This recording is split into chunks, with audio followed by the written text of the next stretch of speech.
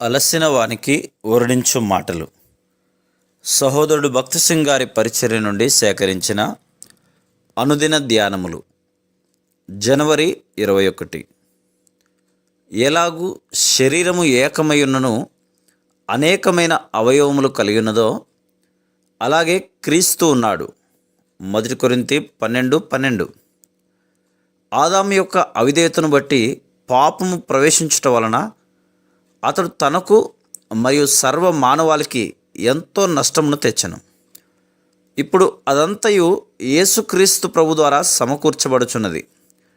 ఈ గొప్ప సమకూర్పు కార్యములో ఎలాగూ శరీరంలోని అవయములన్నీ శిరస్సు యొక్క ఉద్దేశములు, ప్రణాళికలు మరియు కోరికలన్నీ నెరవేర్చుటకు సహాయపడును, అలాగే మనము ఆయనకు జతపని వారముగా ఉండవాలని దేవుడు కోరుచున్నాడు. అందుచేతనే మనము క్రీస్తు యొక్క శరీరముగా పిలువబడుచున్నాం.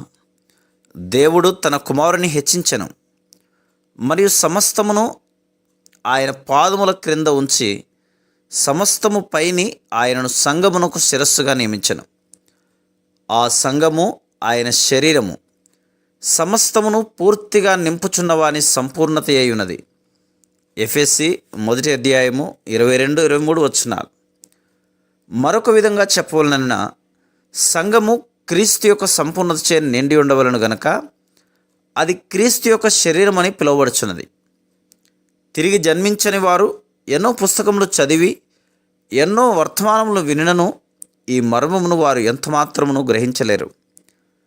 ఆత్మీయ విషయములను అర్థం చేసుకున్నటకు ఆత్మీయ జ్ఞానం అవసరం కనుక మానవ జ్ఞానముతో క్రీస్తు శరీరం యొక్క పరలోక మర్మమును గ్రహించలేరు.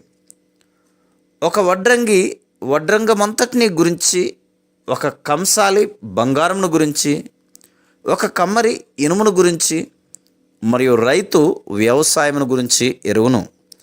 ఈ విషయములన్నిటికీ మనకు మానవ జ్ఞానం కావాలను. అదేవిధంగా దైవిక విషయములను గ్రహించుటకు మనకు దైవిక జ్ఞానము కావాలను. ఈ దైవిక జ్ఞానమును ఎట్లు పొందగలము? క్రీస్తు మనకు జ్ఞానము ఆయను అని రాయబడి ఉన్నది. 1 కొరింథీ 1:30. జీవము గల యేసుక్రీస్తు ప్రభు మనలో నివసించుటయే మనకు జ్ఞానము. బైబిల్ జ్ఞానమును నీవు జ్ఞానమని తలంచకూడదు. అనేక మంది బైబిల్ సత్యములను కంఠస్థము చేసి నేర్చుకుందరు, అయినను వారికి దైవిక సత్యములు తెలియవు. దీనిని మరొకసారి నన్ను చెప్పనిమ్ము. యేసుక్రీస్తు ప్రభు యొక్క జీవము నీలో ప్రవహించితేనే తప్ప క్రీస్తు శరీరం యొక్క మర్మమును ఎంత మాత్రము నీవు తెలుసుకొనలేవు. కొన్ని సమయములలో జీవము లేని పిల్లలు పుట్టుదురు. శరీరం ఉండును, కానీ దానిలో జీవం ఉండదు. జీవము లేని శరీరం నిష్ప్రయోజనము. అది కేవలం పాతి పెట్టుటకే తగును. నీవు ఒకవేళ ఒక వ్యక్తిని చాలా ప్రేమించుచున్నను, జీవము లేని శరీరమును నీవు ఎంతమాత్రమును ఉంచుకొనవు. అది ఉపయోగం ఉండదు కనుక దానిని పాతి పెట్టవలను. ఎఫెసీ 1:23లో రక్షింపబడిన దేవుని పిల్లలు క్రీస్తు యొక్క శరీరము అని పిలువబడుచున్నారు. అనగా వారు క్రీస్తు యొక్క జీవమును పొందిరి అని అర్థం. కావున ప్రాముఖ్యముగా నిత్య జీవ వరమును పొందిన వారు క్రీస్తు శరీరం యొక్క అవయవములగుదురు. Praise the lord.